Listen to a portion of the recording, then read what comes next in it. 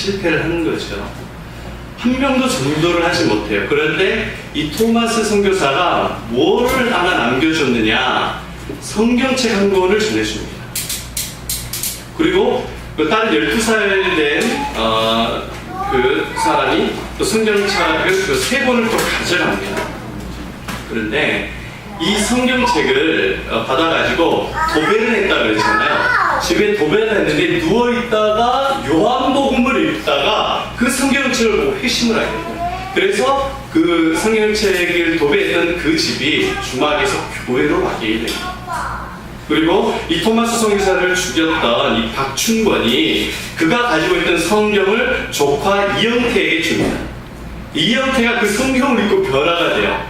그 신학을 해가지고 레이놀즈 선교사를 도와가지고 한글 성경을 번역하는데 큰 힘이 됩니다.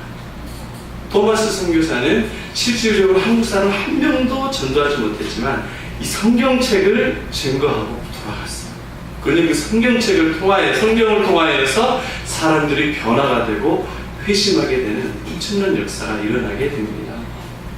역사 속에서 책 한 권 때문에 죽었던 이 경우는 별로 없습니다. 그것도 토마스 선교사님처럼 자기를 위해서가 아니라 남에게 전해주기 위해서 그렇게 목숨을 바쳤던 것은 성경책이에요.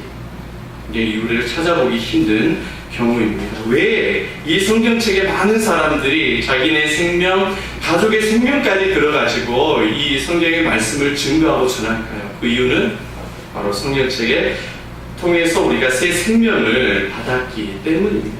이 성경책이 두껍고 읽기 힘든 것 같지만 이것이 한 번에 책이 단번에 1, 2년 만에 써진 게 아니에요.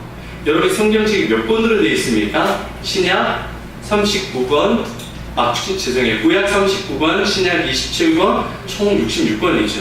39, 27, 66권으로 되어 있습니다. 이 66권의 성경이 약 1600년 동안 써졌어요.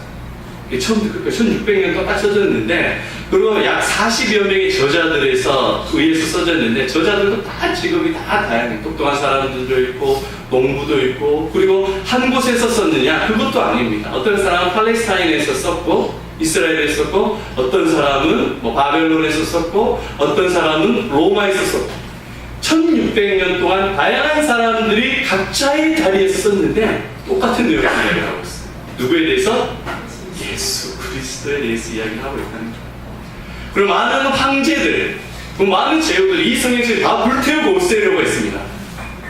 그런데도 불구하고 성경은 여전히 우리나라에까지 와서 최고의 베스트셀러로 많은 사람이 안 읽기도 하지만 수십억 명의 사람들을 살리는 그런 역사를 감당하고 있는 것입니다. 오늘은 거의 이렇게 중요한 이 성경, 이 토마스 선교사님 같이 이 성경 말씀을 읽는 것을 통해서도 사람이 변화되는데 과연 어떻게 해서 성경이 이렇게 변화가 되는지 그 전반적인 성경에 대한 내용에 대해서 살펴보도록 하겠습니다. 1번 우리 같이 한번 읽어보겠습니다. 1번 시작. 성경의 저자는 누구입니까? 성경의 저자는 누구입니까? 성경은 디모데후서 3장 16절 같이 읽겠습니다. 시작. 모든 성경은 하나님의 언어로 그와 마지막과 알량과 교육하게 유익하니 이는 하나님의 사람으로 온전하게 하며 모든 선한 일을 행할 능력을 갖추게 하려 합니다. 아멘.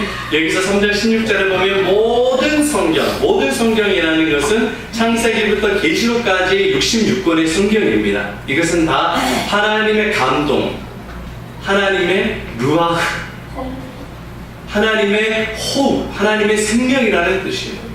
하나님의 생명으로 가장 중요하게 이것이 성경이 완성이 되었다.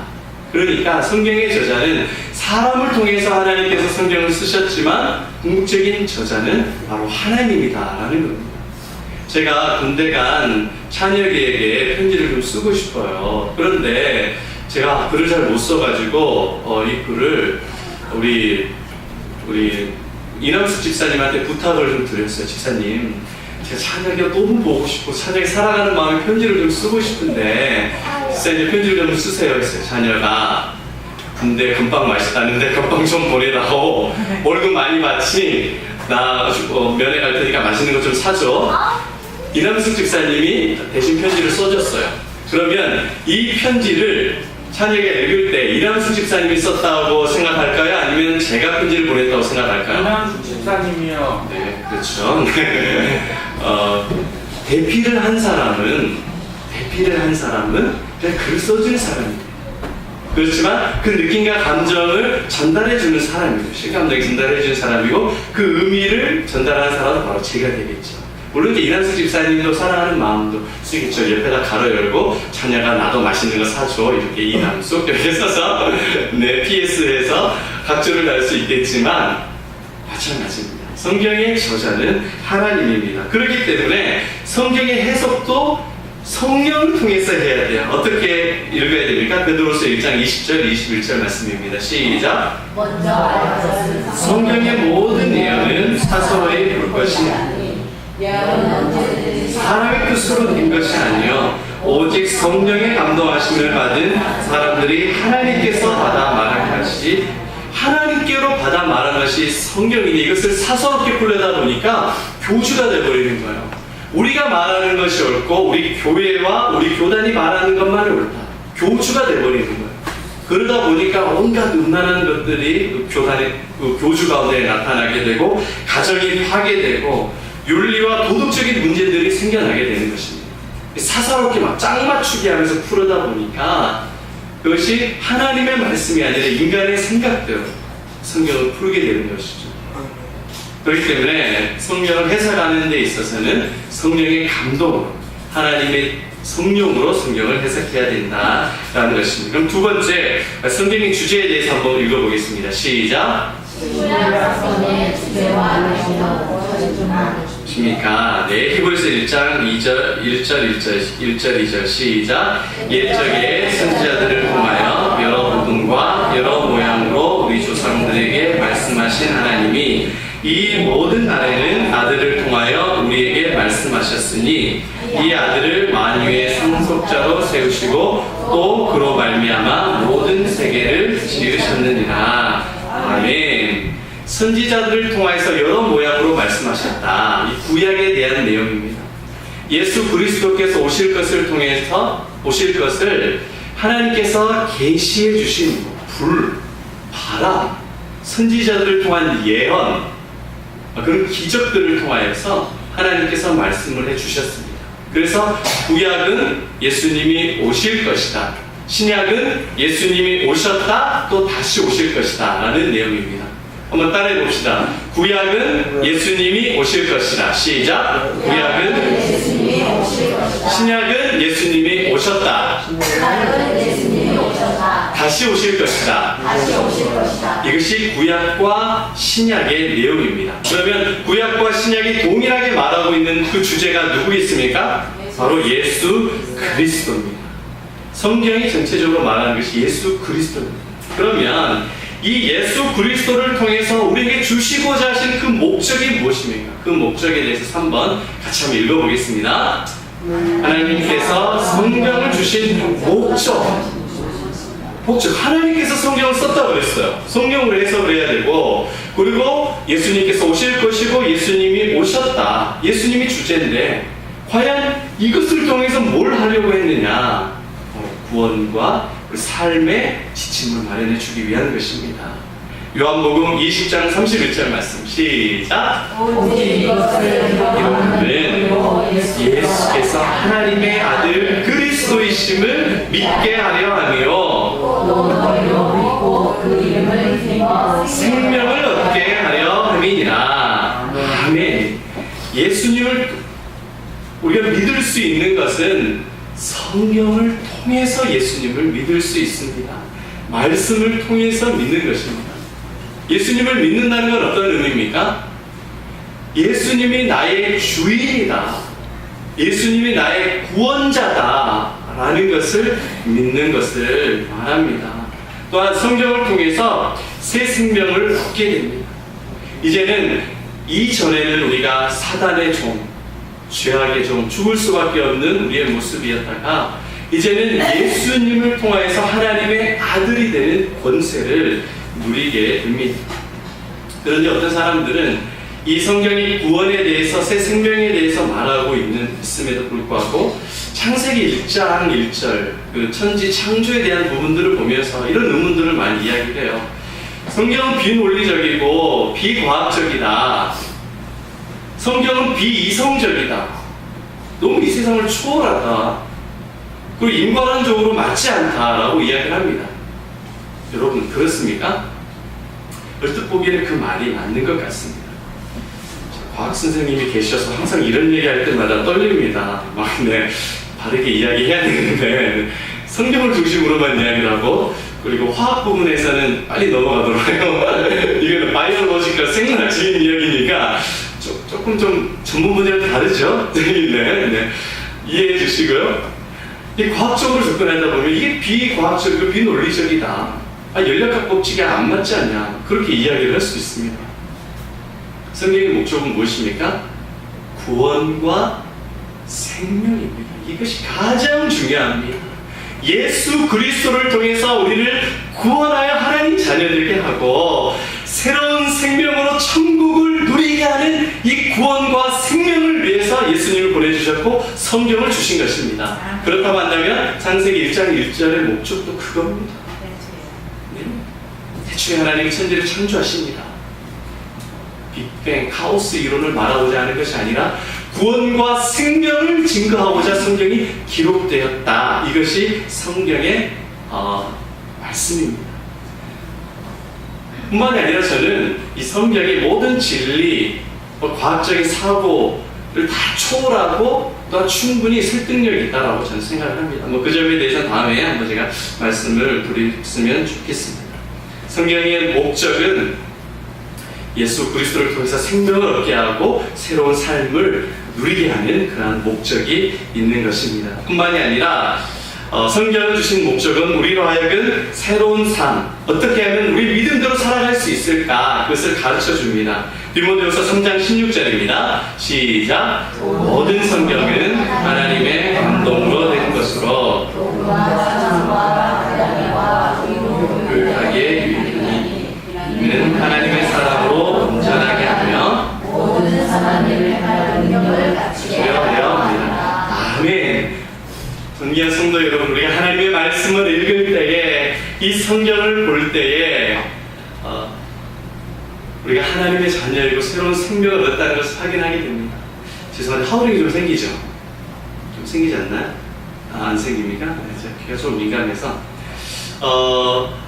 이 성경을 읽을 때 우리 하나님의 자녀고 새로운 생명을 확인하게 됩니다. 뿐만이 아니라 이 성경을 통해서 내가 잘 살고 있는가, 내가 내 가정에서 바르게 살고 있는가, 내가 학교에서 정말 하나님께서 복 주시는 삶, 행복하고 의미 있는 삶을 살고 있는가, 우리 삶의 구체적인 지침을 성경을 통해서 도움을 얻을 수 있습니다. 성경을 보면요, 처음에 보면 3장 16절 말씀입니다. 어떻게 해요? 처음에는 교훈을 해줍니다. 바르게 살아갈 수 있는 가르침을 줍니다. 교훈을 줍니다. 어떻게 살아야 될 것이 우리의 이정표를 가르쳐줘요. 기존에는 학벌, 돈, 명예, 권력, 그거 거짓된 이정표로 따라가지 말고 예수님 닮아가는 그 목적으로 살아가라. 분명한 가르침을 성경을 통해서 우리에게 주시는 거예요.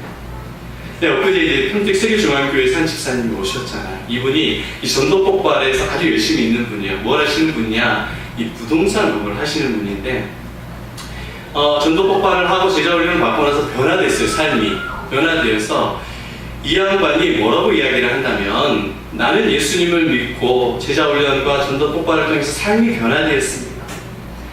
내 삶에 부동산은 부업입니다.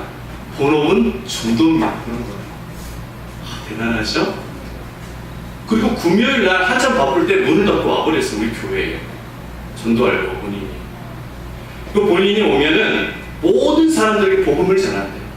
예수의 복음을 전한대요. 야, 이거 우리 상식에도 말이 맞지 않죠? 아니, 잘해서 인격적으로 젠틀하게 잘해주는 것까지는 이해가 되는데 복음을 전해버린다는 거예요. 그런데 아십니까? 매출 3배로 올랐대요. 토요일 주일날 그때가 제일 황금기인데 매출 매출의 70%가 주일날에 하는데 본인은 문을 닫고 예배드리고 섬긴다는 거예요. 매출이 줄었냐? 아니요. 3배로 늘어나니까. 그래도 본인은 행복하대요. 본업은 전도 복음을 증가하는 것입니다. 삶의 이정표가 지난주에도 이야기했죠. 돈을 쫓아가면 돈을 따라서 망한다. 복음을 쫓아갔더니 하나님께서 그의 인생을 책임져 주시고 말씀의 이정표를 따라갔더니 너무 행복, 가정이 바뀌었대요. 본인이 이야기하는 것이 아니라 옆에 사람이 이야기하는 거예요. 이 사람의 가정이 바뀌었다고 행복하더라고요. 저 여러분들 가운데서 이 복음 말씀의 이정표를 통하여서 정말 행복하고 의미 있는 그 복된 가정 되시기를 축원합니다. 말씀에 영향력이 있습니다. 제자 훈련 해야 되겠죠? 안 해야 되겠죠? 갈등하지 마시고 제자 훈련은 옵션이 아니라 필수입니다. 반드시 하시기 바랍니다. 또 책망도 하게 하고 바르게 인도해주고 우로 교육하기, 자녀 교육하기 제일 좋은 건 말씀입니다. 말씀을 한 구절씩 암송시키는 것, 생명을 심겨주는 겁니다. 전 중학교 아이들, 청년들 정말 관심 많아요. 아이들 말씀으로 그냥 묻혀야 돼요. 말씀으로 제자훈련하고 암송을 해서 말씀을 가슴에 팍 새겨버려야 돼요. 힘들고 어려울 때 말씀이 확 튀어나오더라고요. 그래서 말씀으로 참 살아가기를 같이 우리 고민해봐요. 어떻게 하면 다음 세대들 우리 믿음으로 세울 수 있을까 같이 고민하면서 이 말씀으로 살아갔으면 좋겠습니다. 여러분, 링컨 대통령도 믿음의 사람입니다. 우리 너무나도 잘 알죠. 기도의 사람이고 말씀의 사람입니다. 이 링컨 대통령도 어려움이 있을 때마다 무엇을 했냐, 급하고 막 전쟁 중에 한시가 바쁘잖아요. 그 사람이 한 내용은 사람의 도움을 구하는 것이 아니라 성경책을 펴서 하나님의 음성을 들었다. 성경책을 펴서 과연 이 위기 가운데 하나님께서 무엇을 말씀하시는지 계속 본인이 읽어나가는 그 말씀을 통해서 하나님의 주도를 받았습니다. 여러분 혹시 3만 번 이상 기도 응답을 받은 사람에 대해서 들어본 적 있습니까? 혹시 누군지 아세요? 드와이트 무디, D.L. 무디라는 사람이죠. 이분입니다. 이 드와이트 무디가 엄청나죠. 고아들의 아버지고 오직 기도로만 엄청난 사람들을 먹여 살리는 기도의 아버지입니다. 그런데 이 사람이 뭐라고 이야기하냐? 그는 평생에 200번 성경을 읽을 만큼 성경을 사랑했습니다. 이 무디가 뭐라고 고백을 하냐면 한번 들어보시겠습니다. 나의 영적 생활의 활력은 날마다 성경을 읽느냐 안 읽느냐 하는 문제와 정비되었다. 나는 이것을 60년 체험을 통해서 담대히 말할 수 있다. 내가 처음 신앙생활을 한 3년 동안 나는 성경을 소중하게 생각하지 않았다. 그때 나의 삶은 기쁨도 사명도 느끼지 못하는 죽은 삶과 같았다. 나에겐 잃어버린 날들이었다. 그러나 성경을 매일같이 묵상하게 된 이후로는 마음에는 기쁨이 넘쳤고 하나님의 복을 경험하게 되었다. 드와이트 무디는 기도의 사람 이전에 말씀의 사람이었습니다. 늘 말씀을 묵상하고 그가 읽어본 그가 써낸 자서전들의 책들을 보면 얼마나 말씀을 사랑하고 증거했는지 잘 나타내주고 있습니다. 하나님의 말씀을 통해서 철저하게 인도함을 받습니다. 여기에 성도 여러분, 우리도 매 순간순간마다 그렇게 하나님의 말씀으로 인도함 받기를 바랍니다. 다시 시작하세요. 지난주도 다짐했었죠. 말씀대로 살아가겠다. 잘 살았어요? 못 살았어요? 살아기도 하고 못 살기도 하셨죠? 다시 시작합시다.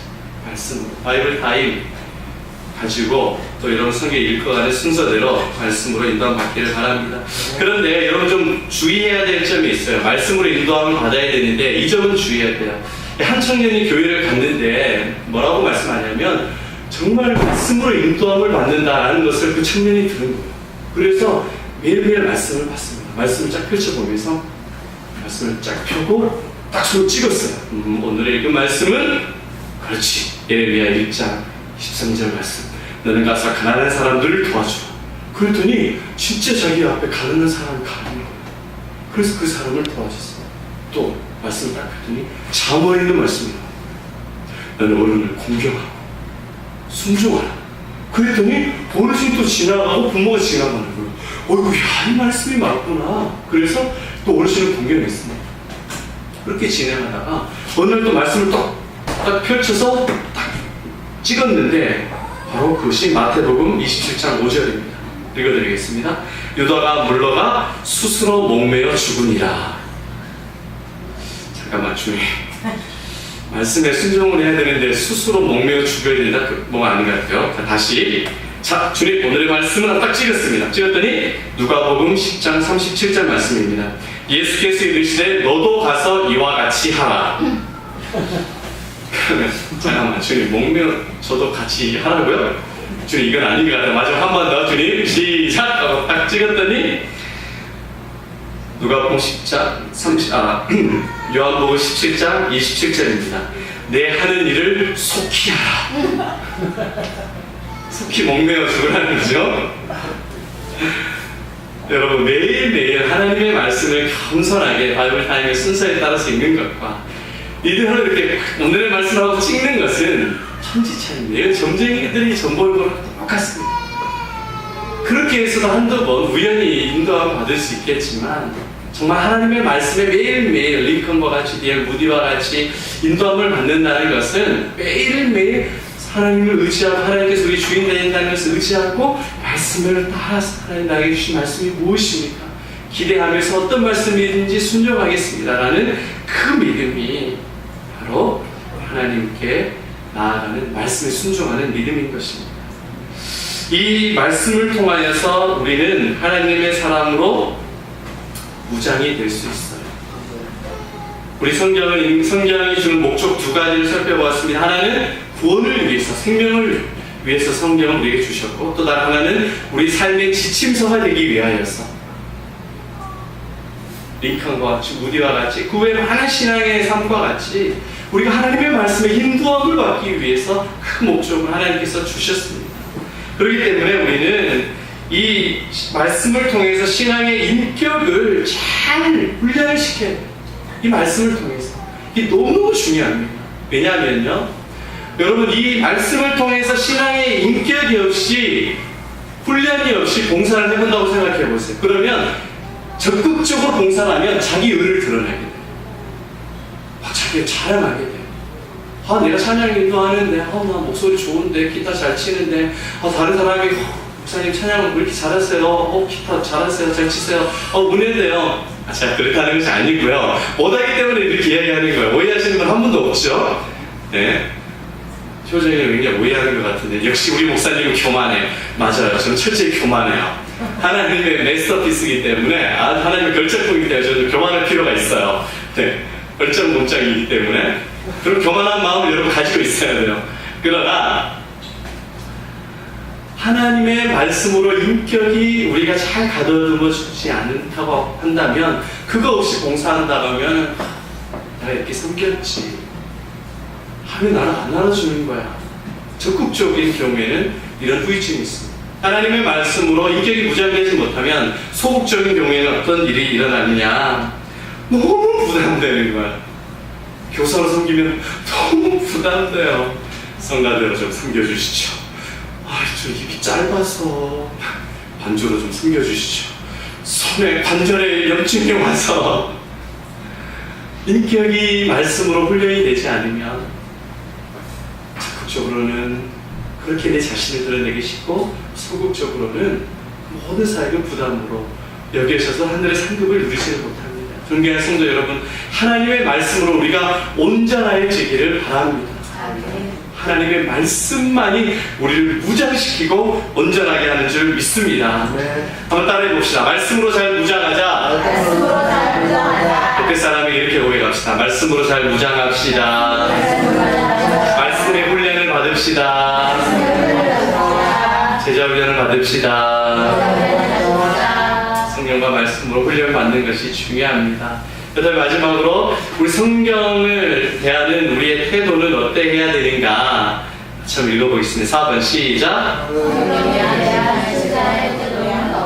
계시록 1장 3절입니다. 시작. 이 예언의 말씀을 듣는 자와 듣는 자와 그 가운데 동감한 것을 지키는 자는 복이 있나니 때가 가까우니라. 아멘. 여기 말씀을 잘 보세요. 하나님의 말씀을 듣는 방법, 또 태도들에 대해서 세 가지 말씀하고 있습니다. 첫째는 어떻게 하라고 그랬어요? 말씀을 읽어라. 두 번째로는 들어라. 들었던 말씀을 어떻게 하라고요? 지키라. 이것이 중요합니다. 말씀을 개인적으로 읽어라. 예배 때 말씀을 들어라. 한 분 정도는 딴 생각을 좀 하고 계신 것 같아요. 그렇죠? 김한태 목사 너무 교만해. 그 생각이 아직도 머물러져 있어요. 역시 김한태 목사 안 되겠어. 내가 다음에 이야기 해야 되겠어. 이정재 지사님 아니죠? 예쁘게 보고 계시죠?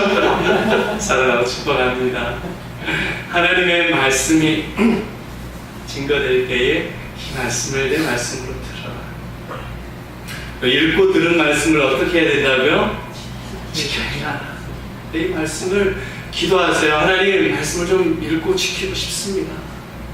신데렐라에서 좀 말씀 좀 읽고 지키겠습니다. 말씀을 기다리면서 말씀을 읽겠습니다. 한 절이라도 읽겠습니다. 이런 결단과 헌신 여러분들이 있어질 때에 놀랍게 역사하십니다. 놀랍게 역사하십니다. 이 세상의 삶이 아니라 하나님의 가치와 능력으로 구원과 새 생명을 얻는 역사가 말씀 가운데 나타나는 줄 믿습니다. 그 말씀에 대한 구조는 여러분 한번 읽어보세요. 제가 짧게 요약을 해놨습니다. 그리고 제가 겨울에는 여러분 제자반 마치고 나면 겨울에는 신약 성경 통독을 같이 한번 할 거예요. 이렇게 오디오 MP3 파일을 통해서 한 4시간 정도면 신약 일독을 합니다. 그리고 여름 정도쯤이면 성경 통독반을 해서 제가 성경을 쫙 개관해 줄게요. 저는 5분이면 성경 개관할 수 있어요. 10분에도 할 수 있어요. 뭐 열흘에도 할 수 있습니다. 또 교만하죠. 큰 숲을 한번 그려드릴게요. 그리고 나서 이 강의 설교할 때는 구체적으로 그 안에 있는 하나님의 말씀, 생명과 같은 그 말씀을 좀 나눌 수 있도록 큰 그림을 같이 좀 나누도록 하겠습니다. 말씀을 정리하겠습니다. 오늘 하나님의 말씀, 성경에 대해서 살펴보았습니다. 성경의 저자는 누구이십니까? 하나님이십니다. 그 성경을 해석하는 것은 성령과 진리로 해석을 해야 됩니다. 성경의 주인공 누구라고 했습니까? 예수님.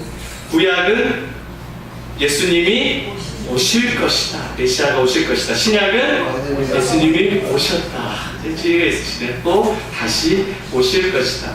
그리고 성경이 쓰여진 목적 혹시 기억나세요? 목적은 첫 번째로는 구원, 새 생명. 그리고 두 번째로는 우리 삶의 시침이 되기 위해서.